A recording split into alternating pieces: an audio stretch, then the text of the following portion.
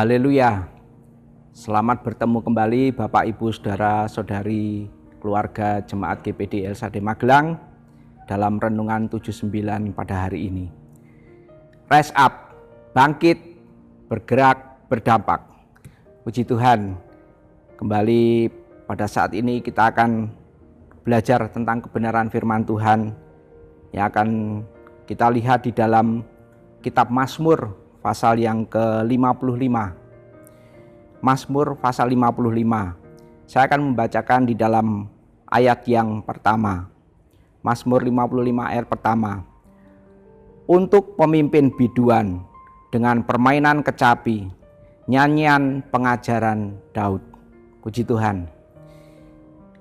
Dalam Mazmur 55 ini, kalau kita membaca, kita akan melihat tentang bagaimana Daud mengalami pergumulan yang begitu luar biasa, mengalami kesesakan yang begitu hebat di dalam kehidupannya dari musuh-musuh yang ada.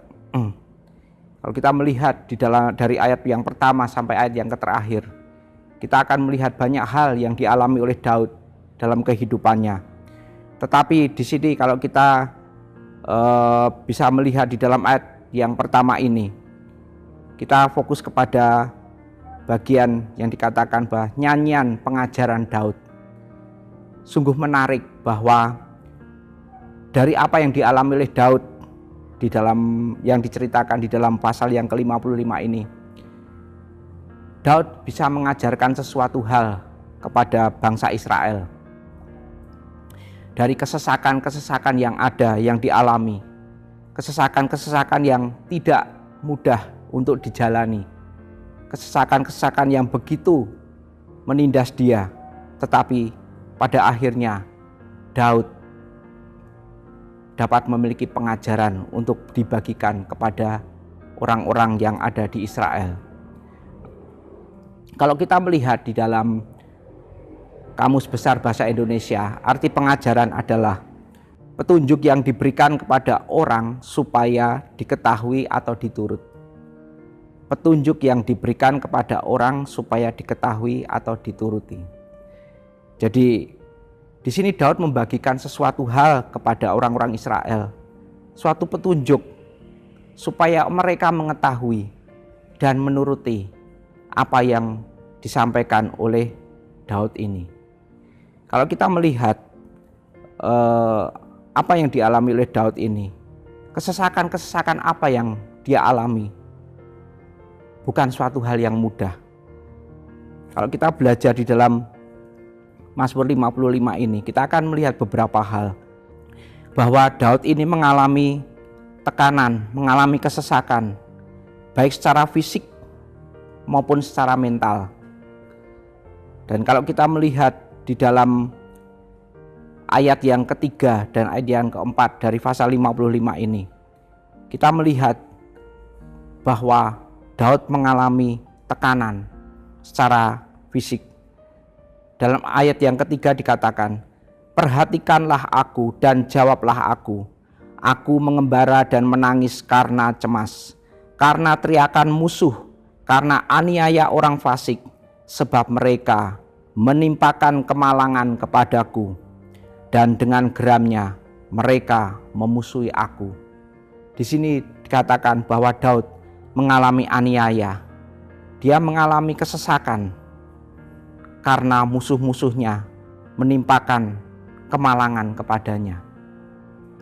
Dan yang kedua, kalau kita bisa melihat bahwa Daud juga mengalami tekanan secara mental.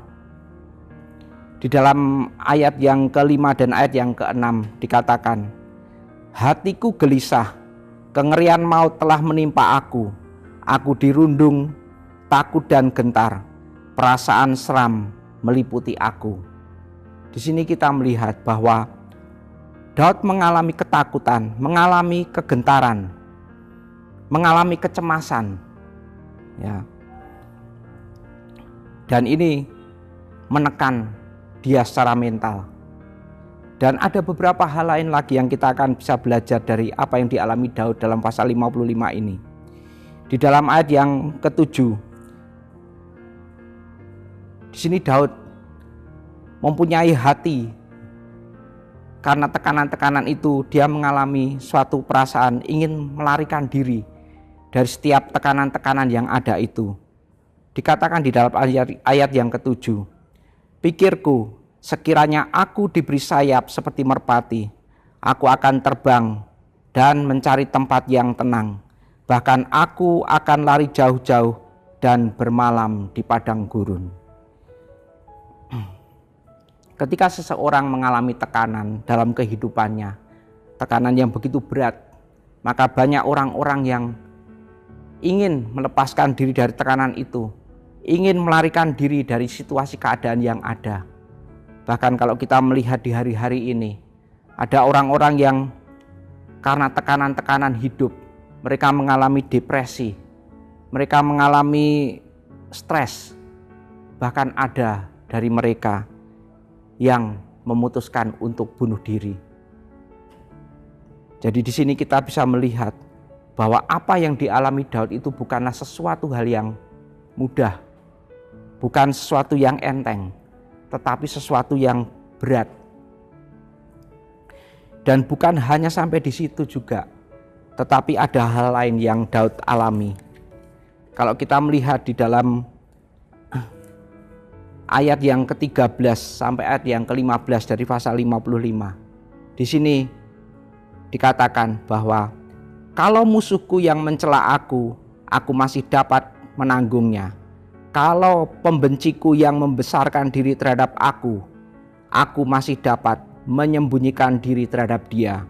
Tetapi engkau, orang yang dekat dengan aku, temanku dan orang kepercayaanku, kami yang bersama-sama bergaul dengan baik dan masuk rumah Allah di tengah-tengah keramaian. Puji Tuhan.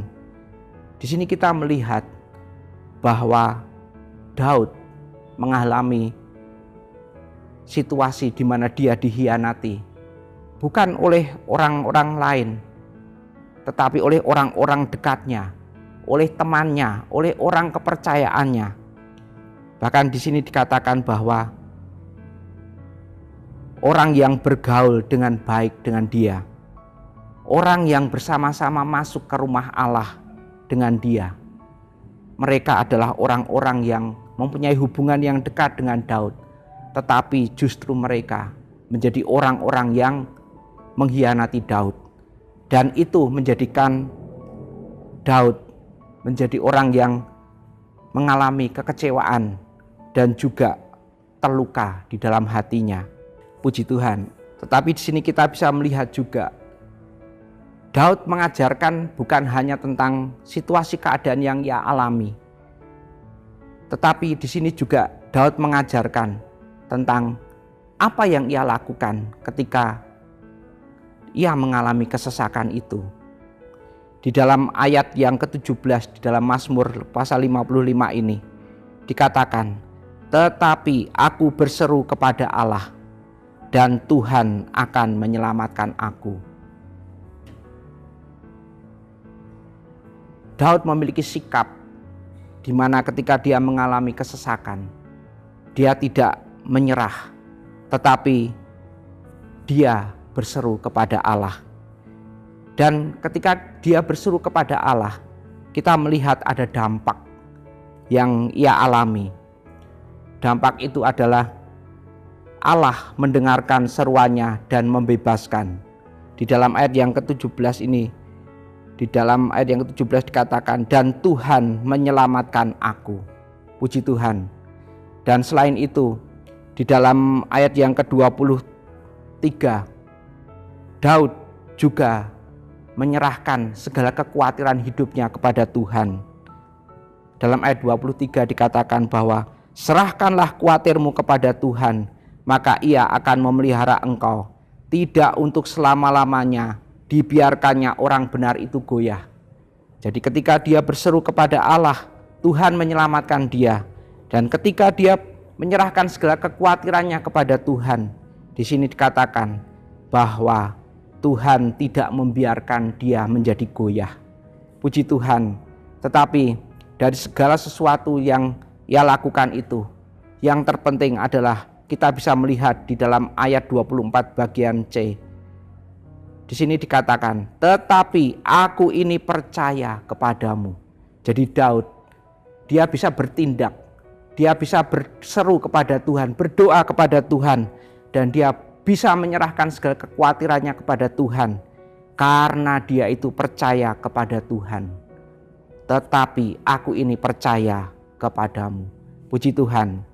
Aplikasi dari firman Tuhan yang sudah kita pelajari pada saat ini adalah, marilah kita terus membuka hati untuk setiap pengajaran yang Tuhan berikan dalam kehidupan kita, baik lewat firman Tuhan, tuntunan Roh Kudus, dan lewat setiap proses dalam hidup kita untuk dapat mengenal Tuhan lebih dalam, supaya kita juga dapat saling membangun dan menguatkan satu dengan yang lain.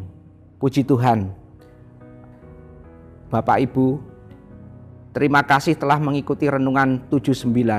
Kiranya dapat menjadi berkat bagi kita semua.